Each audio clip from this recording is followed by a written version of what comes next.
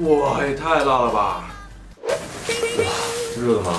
我以前超级喜欢吃锅盔啊，真香！哎呀，哇，这也太好吃了吧！形容一下什么口感？无法形容。我现在想的是，我吃完这个，我今明2天都不用吃东西了。你觉得成都什么是你印象最深刻的？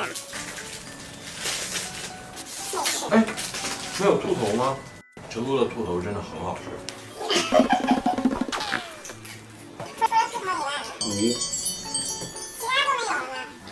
锅盔吧。哇，不敢相信了，吃完了一个锅盔。完蛋。在成都这2天吃的开心吗？不要太开心了。跟重庆的比，成都的东西有什么觉得有什么不一样的地方？其实差不太多，我觉得可能没有那么的麻吧，它更多的是香辣。来成都吃小面包，好吃了，好吃吗？好吃。有没有什么评价？这一家的还不错啊，这一家的是那个，他把那个做成那种甜甜圈的那种形式的，但是呢，它不是甜的，它是咸的，它用那种酥皮一层一层一层怼了一个甜甜圈出来，然后上面居然是辣椒面，啊，没有成都特色。对，非常的有四川的特色，还挺好吃的。甜的还是辣的？当然是咸辣的呀，咸辣的甜甜圈。是不是自入行以来就没有在成都这样子压过马路了？当然没有，这个不一样啊，跟之前压马路的感觉不一样。啥不一样，都一样，都是脚走路。但是之前应该不会关注到周围的一些人啊的反应，现在会。我现在也不会关注周围人的反应啊，因为都没有人。那个豆花，甜的咸的，对甜的也咸的。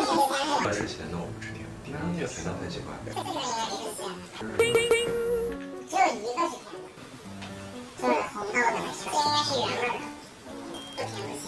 但是这好像跟重庆的这个豆花也不太一样，重庆都是白豆花，然后蘸酱吃。这个是什么？豆花。这应该是对这个是咸的，只有这个是甜的吧？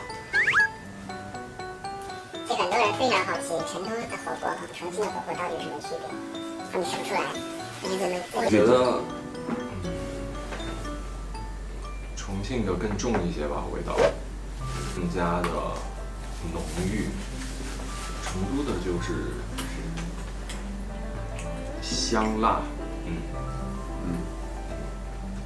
其实没有太大，我觉得没有太大的区分，但是我觉得，重庆的那个更重味道，更适合就是看每个人自己的口味吧，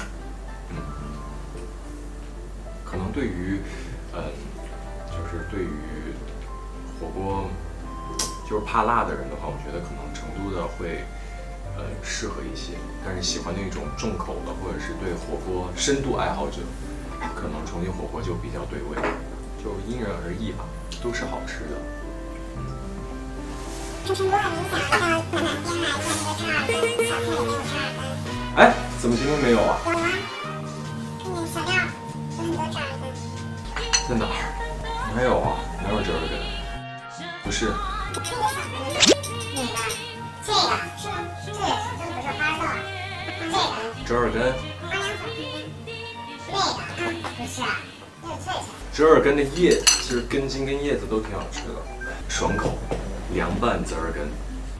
这里面是兔肉。兔兔吗？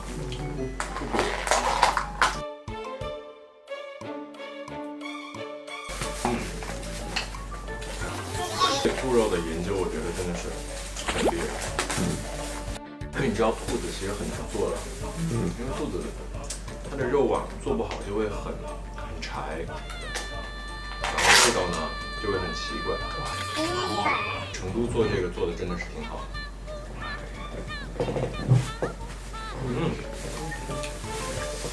好辣！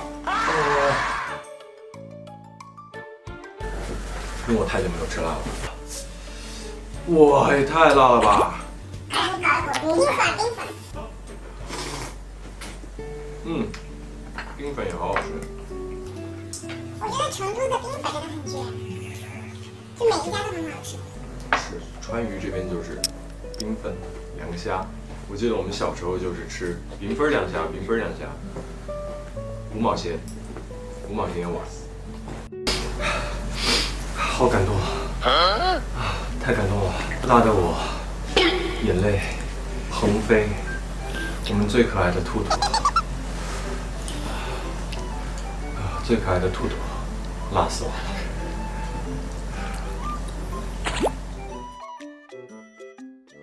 你在成都应该来过很多次吧？是小时候来过很多次。去过那个四川大剧院吗？以前没去过，但是以前有去过天府广场，然后有在天府广场看到过，天府广场对面那个叫什么？四川科技馆、科技馆，看到过四川大剧院和四川大剧院，这辣的我舌头已经不行。四川大剧院和四川科技馆，但是呢，就没有想过自己有一天会在四川大剧院，然后演话剧，所以还挺神奇的，跟做梦一样。其实我还挺喜欢在街上走的，为什么？就是很喜欢散步。我觉得是可能跟川渝这边的人对生活的那种享受生活吧，我觉得是一种生活的乐趣，就是散步。以前在家也是吃完饭，爸妈就会一起散步，然后就跟他们一起散步啊，在江边什么的，所以就觉得好像是一种很生活的东西，就好像吃完饭就要去散步，然后在街上走一走，然后空气也湿湿的，然后一年四季都是绿色的树，然后非常的茂盛，就是一切都很自然的发生，都非常的日常，我觉得大家都很悠闲，还挺舒服的其实。昨天天台的风是不是还蛮舒服的？那个天台挺不错的，可惜在最后一天才发现。长沙有没有什么好吃的？长沙快点去长沙。小龙虾，长沙的小龙虾可是真的是一绝。